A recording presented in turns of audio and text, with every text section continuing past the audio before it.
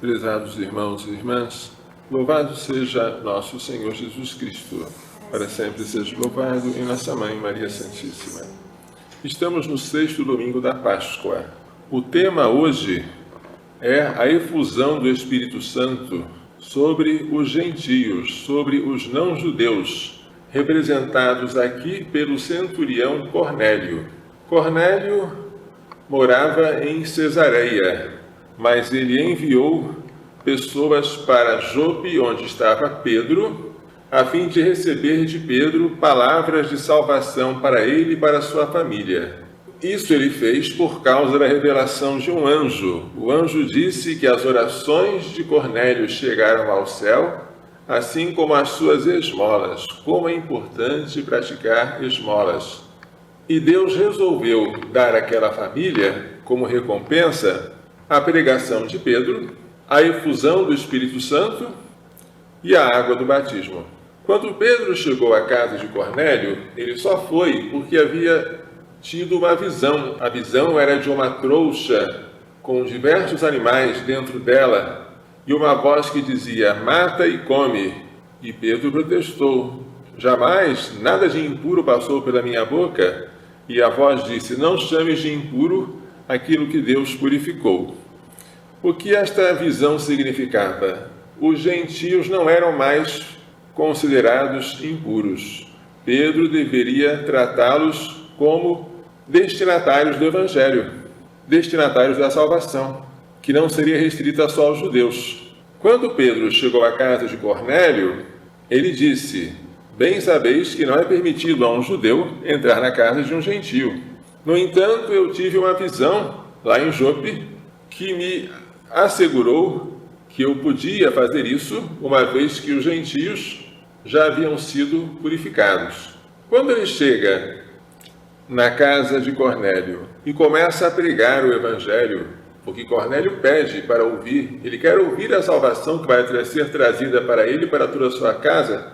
Quando Pedro faz aquela pregação, acontece algo extraordinário. As pessoas reunidas naquela casa começam a profetizar e a falar línguas estranhas. Então, os que tinham vindo com Pedro até aquela casa admiram-se, porque o Espírito Santo desceu não só sobre os judeus, mas também sobre os gentios. Então Pedro chega à seguinte conclusão: de fato, estou compreendendo que Deus não faz distinção entre as pessoas. Pelo contrário, ele aceita quem o teme e pratica a justiça. Cornélio, que não era judeu, mas era simpatizante do judaísmo, era um centurião, um militar da corte itálica, recebeu, portanto, a efusão do Espírito Santo. E Pedro pergunta: podemos, por acaso, negar a água do batismo a estes que receberam como nós o Espírito Santo? Então Pedro ordenou que aquela família, que aquela casa fosse batizada. E eles foram batizados em nome de Jesus Cristo. Este episódio da casa de Cornélio é um marco na vida de Pedro e da igreja. Pedro vai ter que se explicar em Jerusalém por que ele entrou na casa de gentios e comeu com eles. E na sua explicação, Pedro vai dizer a visão que ele teve, a visão que Cornélio teve, o dom do Espírito Santo derramado sobre os gentios. E aí os fiéis de origem judaica de Jerusalém também vão glorificar a Deus, porque eles vão entender que também os gentios são destinatários da salvação. O Salmo 97 ilustra esta salvação universal pelo refrão: o Senhor fez conhecer a salvação e revelou às nações a sua justiça. As nações, não só a Israel. A segunda leitura, tirada da primeira carta de São João, é um dos trechos mais lindos da Bíblia. No seu capítulo 4, João diz que Deus é amor. Em que contexto? Amemo-nos uns aos outros, porque o amor vem de Deus. E todo aquele que ama nasceu de Deus e conhece a Deus. Nasceu de Deus porque Deus é a origem de todo o amor. Esse nascer de Deus se dá pelo batismo. Quem não ama não chegou a conhecer a Deus, pois Deus é amor. O amor de Deus se manifestou entre nós pelo seu Filho único que foi enviado ao mundo. Não fomos nós que amamos a Deus, foi Ele que tomou a iniciativa, foi Ele que nos amou e enviou seu Filho como vítima de reparação pelos nossos pecados. Deus, portanto, é amor, e Ele nos ama primeiro, e Ele nos envia seu Filho como manifestação do seu amor, a fim de que pelo seu Filho nossos pecados sejam reparados. Se Deus é assim, nós devemos ser como Ele. Devemos amar. Devemos amar a Deus sobre todas as coisas, mas devemos amar os que são filhos de Deus.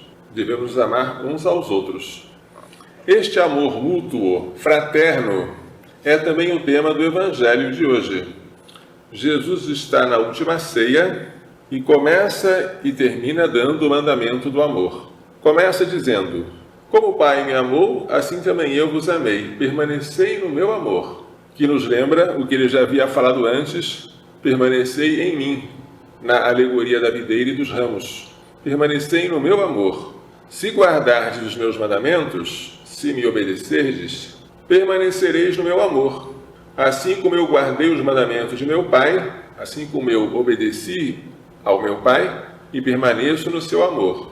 Portanto, é pela obediência que nós amamos. Amor, obediência. E o fruto da obediência é a alegria. Eu vos disse isso para que a minha alegria esteja em vós e a vossa alegria seja plena. Esta alegria completa os desobedientes desconhecem. Ela é dada a quem obedece, e obedece porque ama. Este é o meu mandamento: amai-vos uns aos outros, assim como eu vos amei. Este, assim como eu vos amei, é a novidade do Evangelho. O Antigo Testamento já mandava que nós amássemos o nosso próximo. Amar o próximo como? Como a si mesmo, o que já é muito bom. Só que em Jesus nós vemos que este amor ao próximo, como a si mesmo, vai até o extremo de sacrificar-se pelo outro e dar a vida pelo outro. Como eu vos amei. Ninguém tem maior amor do que aquele que dá a vida pelos amigos. Jesus nos ama com amor supremo, porque Ele dá a vida por nós. Vós sois meus amigos se fizerdes o que eu vos mando. A amizade supõe obediência, se fizerdes o que eu vos mando. Já não vos chamo servos, porque o servo não sabe o que faz o seu senhor. Entre o senhor e o servo não existe intimidade, existe uma relação de subordinação. O senhor manda, o servo obedece, mas o servo não conhece a intimidade do Senhor. Mas os discípulos conhecem a intimidade de Jesus. Já não vos chamo servos, porque o servo não sabe o que faz o seu Senhor. Eu vos chamo amigos, porque vos dei a conhecer tudo o que eu vi de meu Pai. Jesus é nosso amigo, sem deixar de ser nosso Senhor. É um amigo e Senhor que nos ama, e porque nos ama, manda que nós amemos, para que tenhamos alegria. Não fostes vós que me escolhestes. Pode até pensar, e alguns falam assim: eu escolhi a vida religiosa, eu escolhi a vocação sacerdotal, mas está errado. Quem escolhe é Deus. Nós só podemos fazer duas coisas diante dessa escolha: aceitá-la ou recusá-la. Ele nos escolhe. Podemos dizer sim, e devemos, ou podemos tristemente dizer não. Mas se Deus nos escolheu, Ele não nos escolheu à toa. Para que Ele nos escolheu, diz nosso Senhor? Para que vós produzais fruto, e o vosso fruto permaneça. Este fruto que permaneça é a caridade.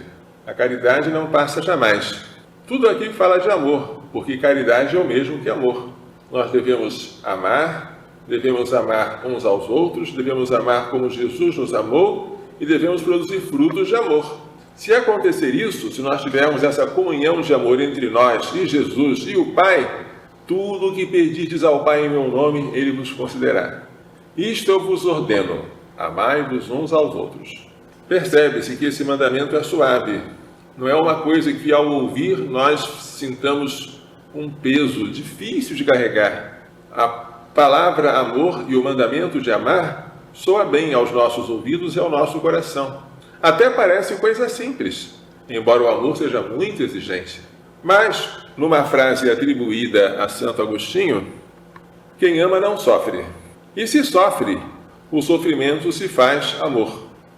Aprendamos a amar, porque se nós não aprendemos ainda, não entendemos nada do cristianismo. E se nós não entendemos que esse amor se demonstra, se expressa pela imolação de si pelo outro, também não entendemos nada. Que Maria Santíssima, que tanto entendeu esta lição, e seu castíssimo esposo São José nos façam entender e pôr em prática as lições desta liturgia. Louvado seja nosso Senhor Jesus Cristo. Para sempre seja louvado, e nossa Mãe Maria Santíssima.